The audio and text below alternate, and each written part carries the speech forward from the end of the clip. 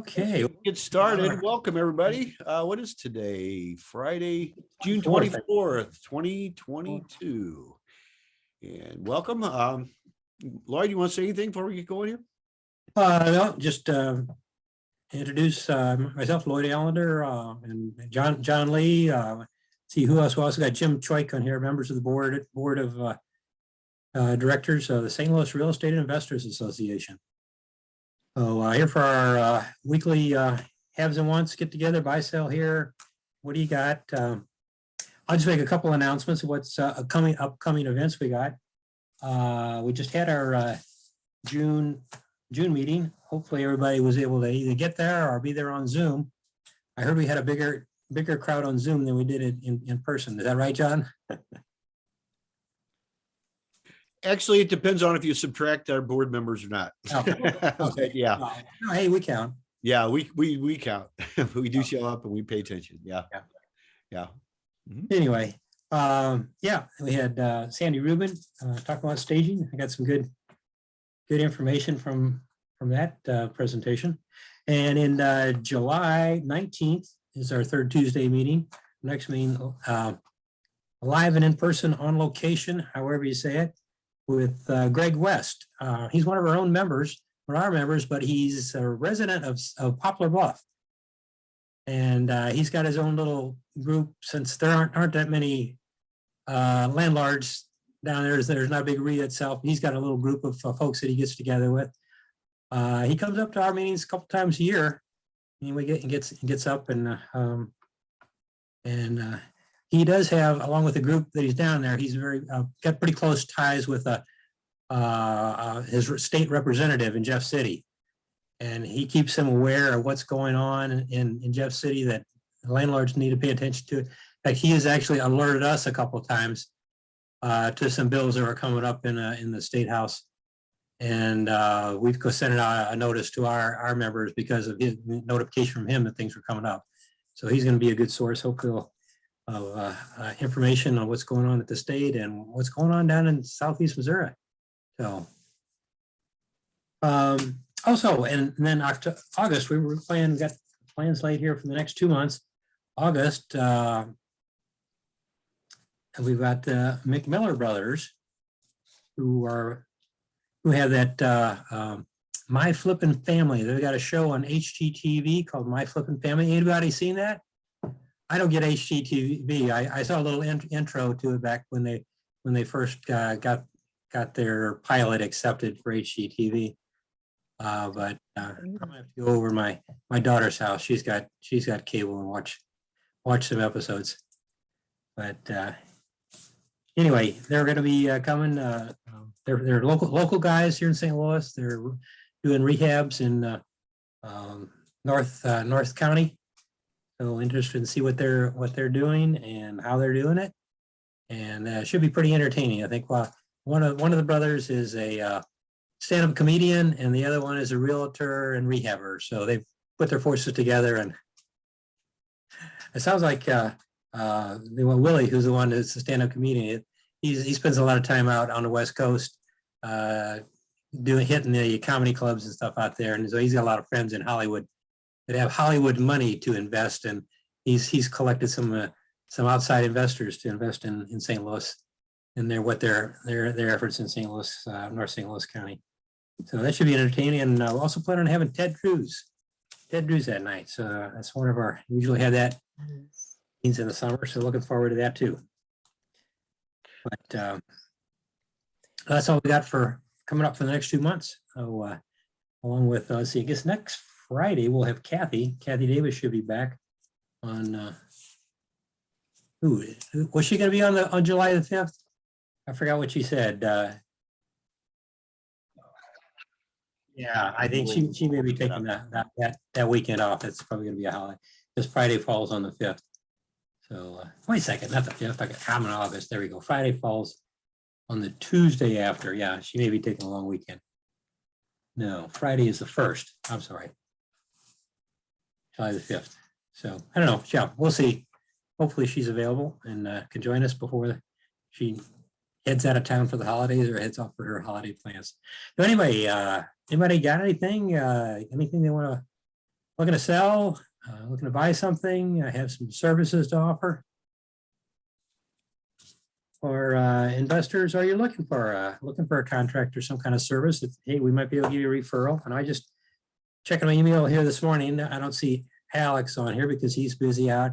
He said he had scheduled one of my referrals, Ryan, kind of a handyman, does a pretty good carpenter skills. I hired him to do some carpentry and some deck repairs back earlier in the year, and I've been recommending him for that. And Alex said he's on his schedule for doing what do you think he said, reinforcing wall, some repair / replacement, one of his rentals. So I told him, keep me informed, how he's, make sure he's doing a good job for everybody, and I'd like to get input back from folks who refer on. So anybody else looking for any referrals, looking for a contractor? You got a contract, good contract you'd like to pass on to everybody? Don't mind sharing. Yeah, I'm actually looking for a contractor to do some flips in South City. If anybody knows of a contractor, a good contractor. Like a general contractor? Yep, exactly. Okay. I don't know anybody. It's been a while since I've had properties in the South City. Most of mine have probably already retired, because they weren't young when I was working with them down there. So yeah, anybody else have any referrals for Benedict? Contractor, general contractor in the works in South City?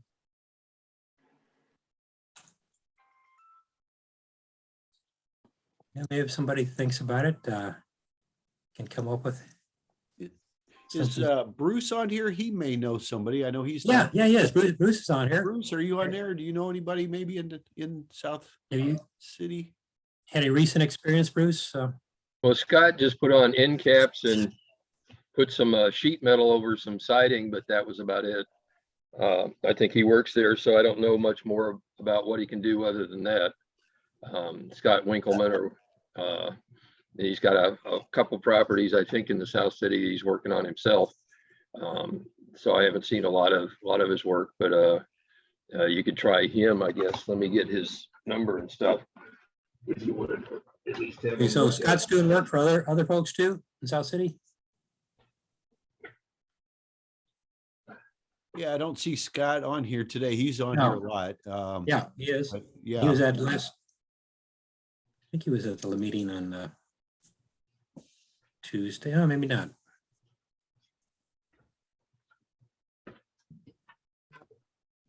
Yeah, Scott's number is 314-807-8004.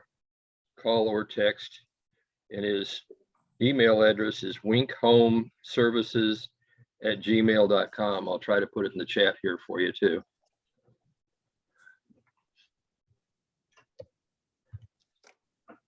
Thank you. okay, that was 314-807-8004. Is Scott's number, is that correct, Bruce? 807-8004. Okay, I got his number. I don't have his email, and I don't like to put in emails because I have a bad tendency to type something wrong. Yeah, it's easy. So Just type an email. I So. usually tell people email me, and then I'll have exactly how it works. So, but yeah, if you want to put that in there, Bruce, that's great. Thank you for sharing there. So Yeah. Benedict, that might, yeah, he's probably a good one to know, because I know Scott's usually on here, and he always offers lots of value when he comes on Fridays. So he's probably involved with the project right now. Probably so. No.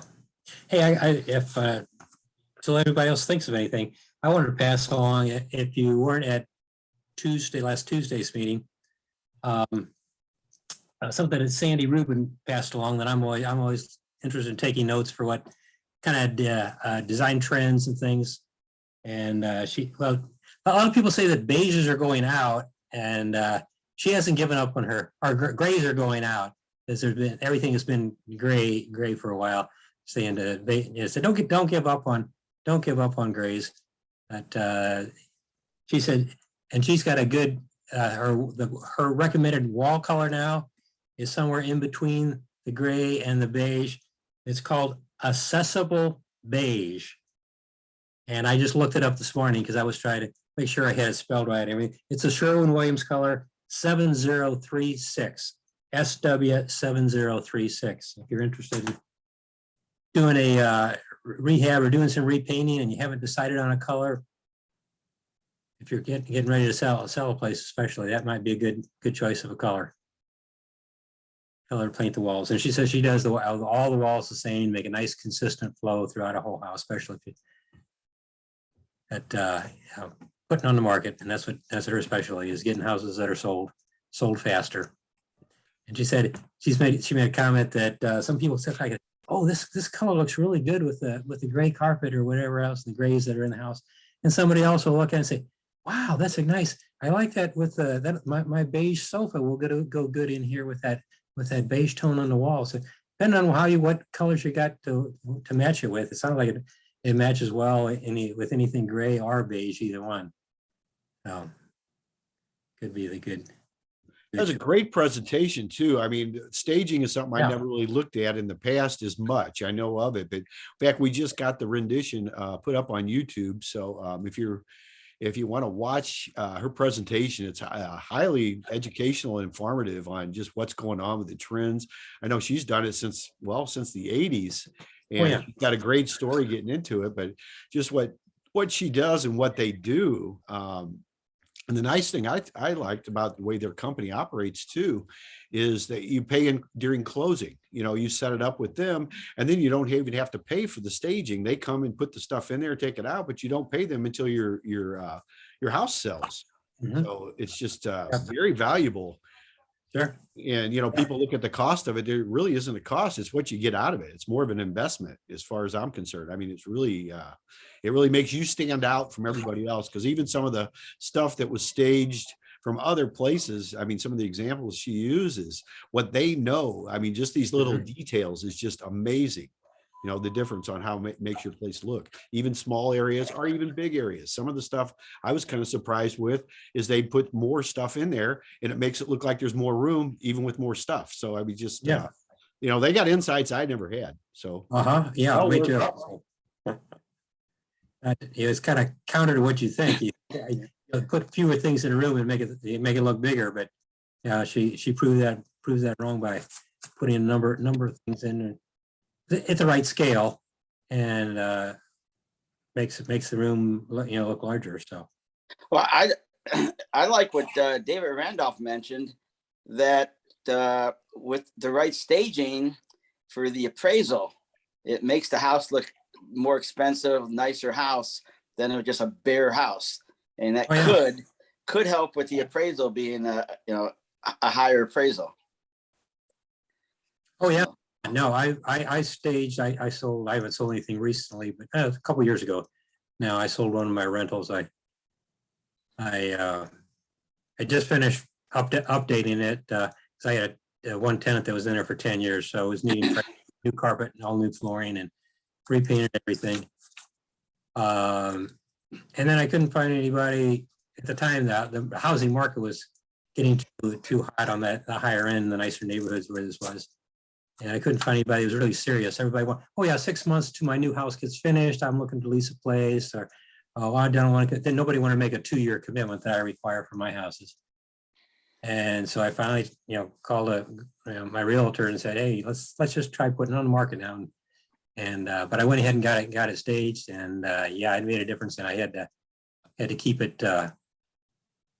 I made sure the staging stayed in place until the appraiser had gotten there and done the appraisal, because I was afraid, the value was way more than what I had anticipated, and I was afraid it might not appraise so well without the staging in it. So, and that's what the thing that Sandy says. They don't charge. It's a one-time fee until you close, and they'll come get the stuff after, and then she agreed to leave it in place. She leaves things in place until after your appraisal is done. So the appraiser sees the same thing that your buyer saw. And they say appraisers are not supposed to be swayed by those kind of things, but they're people too. Hey, and they're supposed to look through the clutter in the house and just see the bricks and the mortar and the systems that are there. But it's amazing. Oh, anybody else got anything? Anything you want to share this morning? Got any projects you're working on? You said, other than that, people are probably working on projects. That's why they're not here with us today. I know that's why Alex isn't. He's got with one of the handyman that I referred to him. He was meeting with him. So, and in fact, he was looking for referral for a plumber, a handyman plumber. He was asking if Ryan also did any plumbing. I said, oh, you have to ask him. He hadn't done any plumbing for me. Does anybody have any anybody that's a handyman that's good at plumbing, and doing some plumbing repairs? I just told Alex that if it's, I don't mind doing, I do a lot of my own minor plumbing, but when I get stuck on something, it usually is more than a handyman issue, and I call Trio Plumbing, and I've mentioned their name on here before. But anybody have any handyman that does plumbing in St. Louis County? I think I'm not sure where Alex's properties are, but he had a minor plumbing issue that he wanted to know about. Anybody got any like that? I can pass it along to him.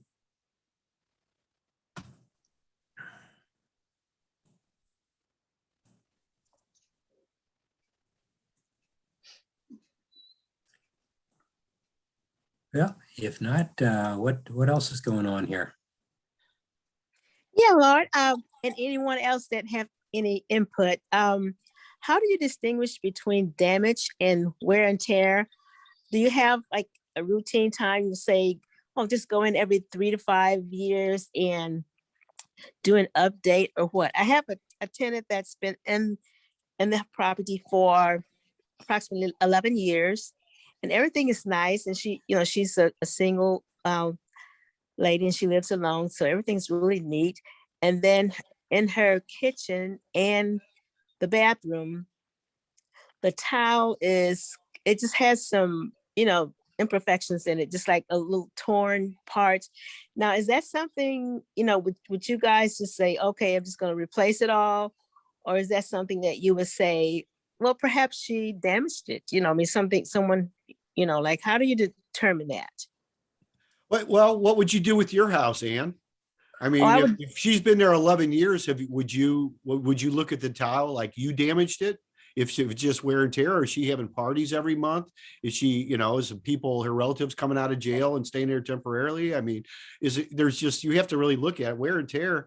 That's subjective, but I mean, do you update your house every 11 years? I mean, that's the way I look at it. I mean, you have to use your own judgment. Is she a good tenant? Is she worth putting in an extra ceiling fan or a couple extra things, or getting some new tile? Is she going to stay another 11 years? I mean, it really just depends on on your personal feelings of your situation, and her situation. Depends on what. Yeah, I kind of thought that. Well, in answering to my house, if I see one little spot, I'm going to replace the whole thing. Yes. So I guess that's my answer then. Just go ahead and do it. Yeah. Yeah, you have your own answers, Ian, but that's a great question. I'm glad you brought that up to share. Yeah, it is. A lot of people look at it like that. I look at it though as the tenant. Do you want to keep your tenant? Is it a good, is she a good customer? Is she worth keeping? Or do you, is she getting ready to leave? Well, that's when a tenant leaves. And here's my experience: when a tenant leaves, even after a year or 2 years, most of the time you've got to paint, maybe even do the carpet, or you've got to do stuff for wear and tear. And you'll have to kind of, you make your own judge of that though. But I just look at it, is it a place I want to live in? Is it something that they damaged? Did their kids bring the hammers in and fix your tile? Or is it just something that over time wore out? I mean, that's just how I look at it. Yeah, she does have grandkids over quite frequently though. I guess, I mean, they could have, they could have damaged it. I just was, not sure if it's something that Well, like you said, though, she is a great tenant, and I'm gonna go ahead and do it, but I just want, some input on how most you guys do that.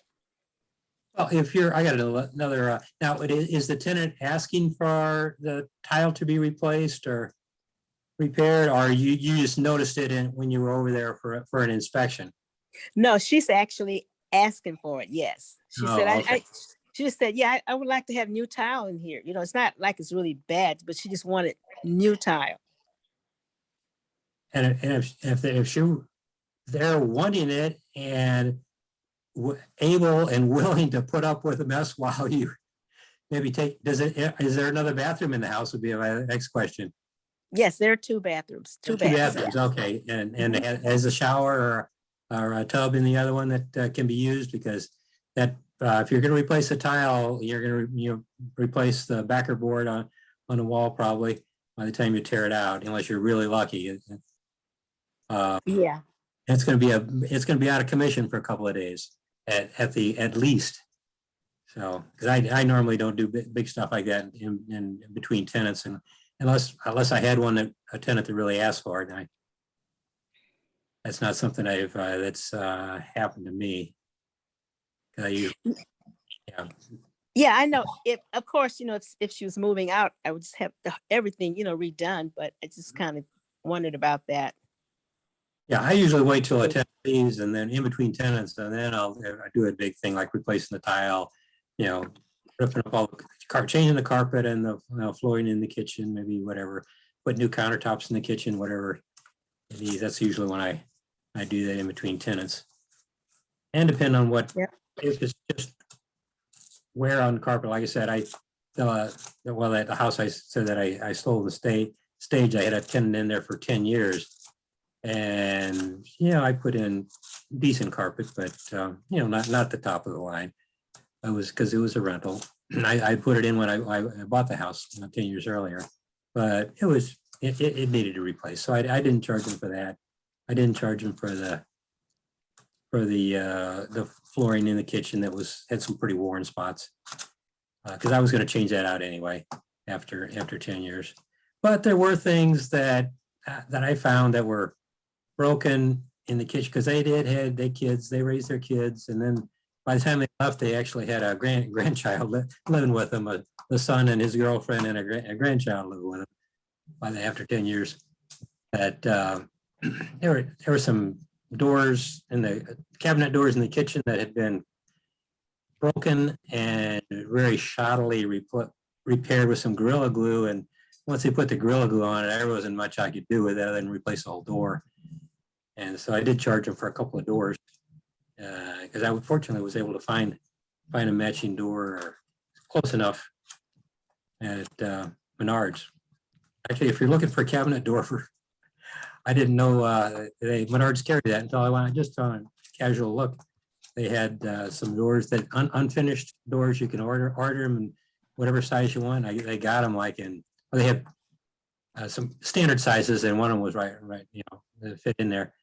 And I ordered them. They got them in, and within a week, I think it was. And I had to do the staining and stuff, but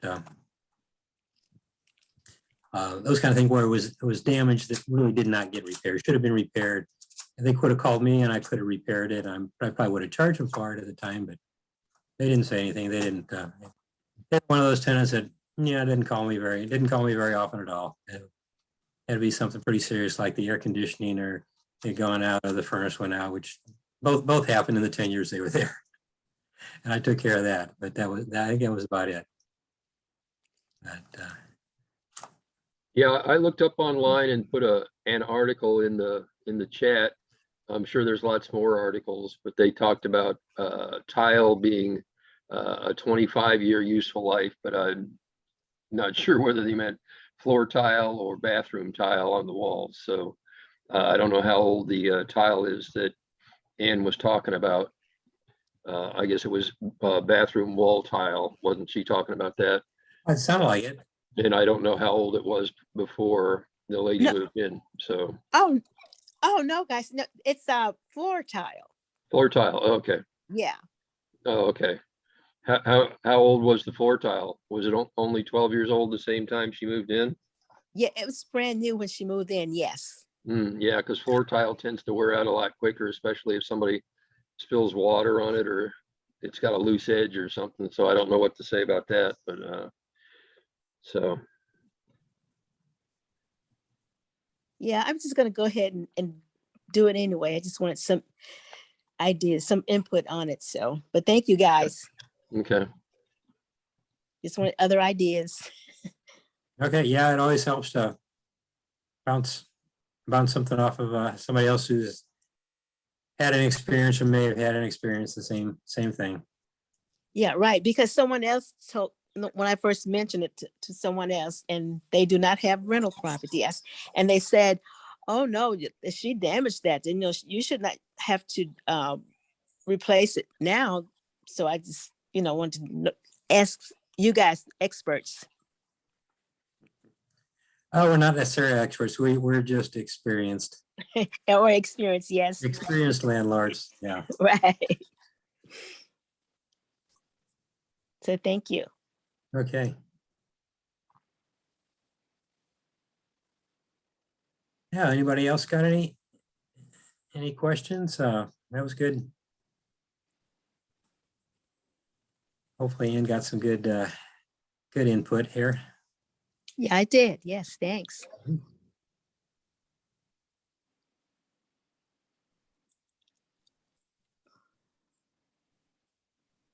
Okay. So anybody else got anything? I got a question for you, John. I wrote down that is that for the people search you mentioned earlier, maybe it was before we got on. Is it truepeople.com is the website you use for running down search? Free service to look people up.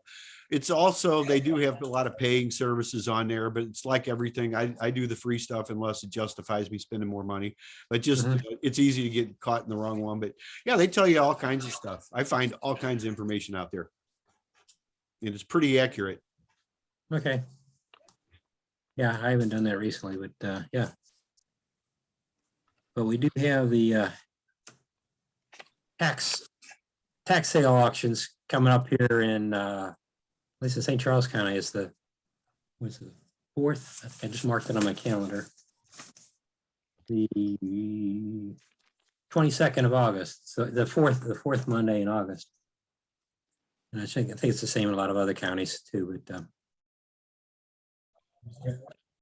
The good thing is they're all on the same day. The bad thing is you have to be in person and you can't have a representative there, but that's also good because you can buy stuff in a lot of counties over the counter, which is what I do a lot of. Or what I personally like, and this is a good tip for everybody, is find the people just coming up on there, and that's a good source to get them before they go to the tax sale. I've got a guy I ran into right now. He's got 40 properties coming up to the tax sale, and he will deed them all over to me for free, if I pay the taxes. So I mean, there's just that. In fact, that's the most I've ever had anybody offer me.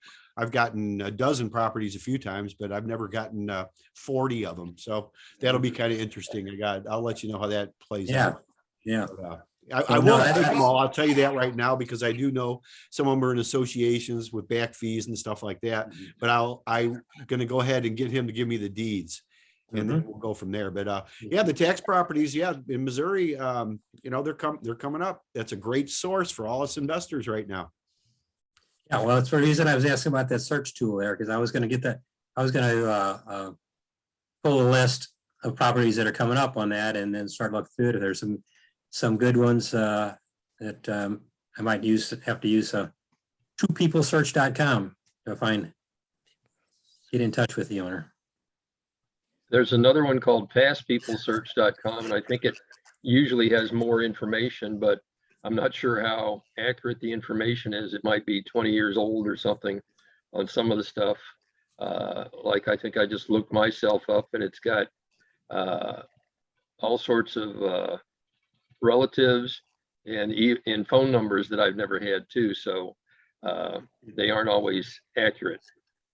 So you may need to double check them other places too, just to find out. Okay, that's past people, P-A-S-T, FAST, fast people. F-A-S-T, past people. I put it in the chat. Yeah, fastpeoplesearch.com. Okay. Okay, thank you. I might check that one out too. All right. I guess I also have checked in the past. I've Googled my name and I found out I was a weightlifter in Ohio and a contractor in Arizona, and also a state representative or area representative in Seattle, Washington. So Wow. even with my relative uncommon name, I've got apparently a lot of evil twins out there or something like that. Got a lot of identities you'd be easy to steal for you, huh? Yeah, I could go a number of places and get away with things, possibly. Be somebody else's ID. Yeah, I work with a guy at Boeing whose name was Phil Graham. And when, I don't know if you remember, Phil Graham used to be a senator. I don't forget what state he was from. Anyway, this guy was from the Los Angeles area. He got great tables when he called to make a reservation, and he told him he was Phil Graham. He didn't clarify exactly which one, but when he was a senator. So sometimes you can use that to your advantage. So without doing anything illegal, just name drop your own name. Yeah, he used to be a Democrat and then he changed over to the Republican Party, and he's from Texas. Was he from Texas? Okay, there was some that he said he didn't have any trouble. Maybe when he was traveling on business in Texas, he didn't have any trouble getting restaurant reservations.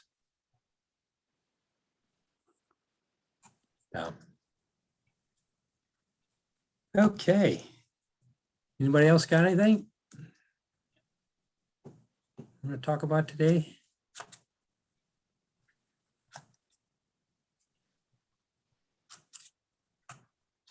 Well, if not, I don't have anything more. John, you got anything more you want to say? Any concluding remarks? No, I really don't have anything. I think we had some good stuff today. Just Yeah. good Always networking. Mhm. Always get some good discussions.